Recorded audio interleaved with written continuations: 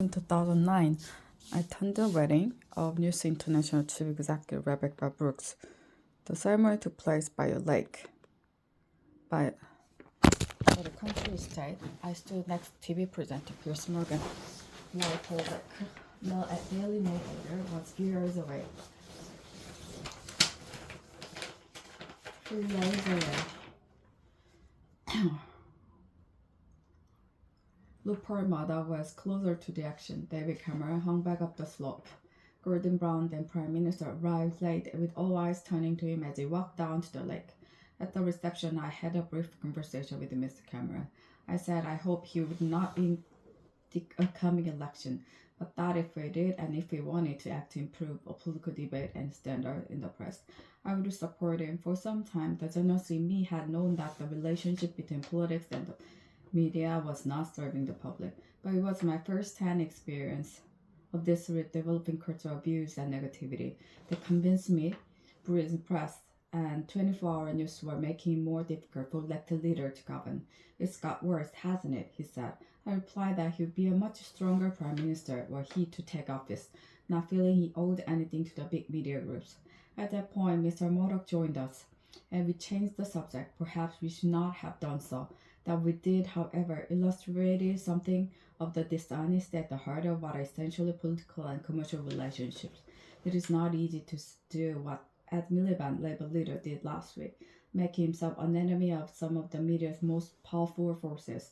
He was right that Labour got too close to News International, but he was also right that, given the media bias against it, he knew why we tried to level the playing field. In my own defense, and as my diary shows, I argued for some years with Tony Blair that we needed to act on the culture of our media.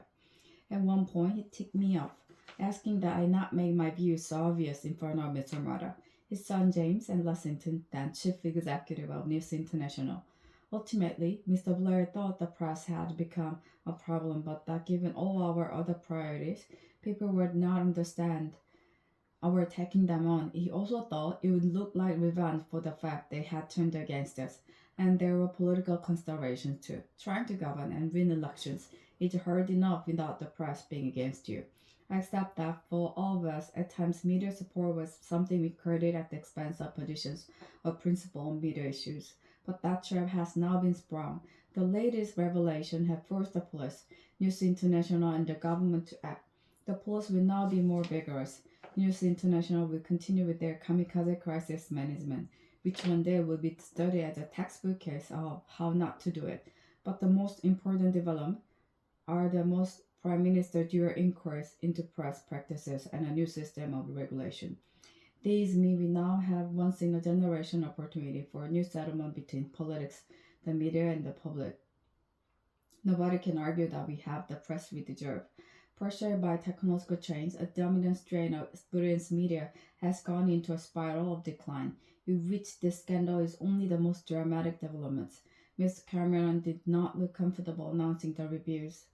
He has personal relationship at stake, and given he hired Andy Curson as his communications director, he says many too. Already the backlash from parts of the press has begun as they seek to maintain that anything but loose lips of regulation is an assault on the free press. But Mr. Cameron must stand back from all of that and ask himself what is the right thing to do. He did some of it last Friday. The judicial inquiry should be far-reaching. The news of the world is far from alone in the use of dubious and illegal practices, as widely ignored reports from the Information Commissioner have shown. Part of the British media reminds me of the trade union before Mrs. Thatcher. They feel untouchable. As I say above, Labour could and should have done more to deal with the fear of it.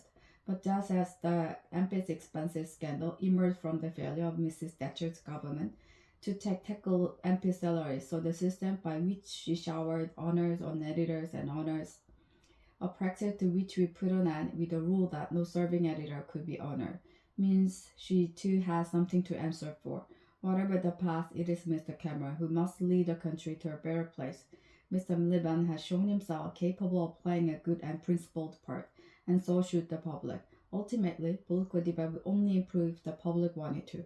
If they channel the anger at recent event into an assessment of what kind of papers they read, whether they really want to live on a diet of celebrity, trivia, and negativity, and abuse to coin a phrase, we're all in this together.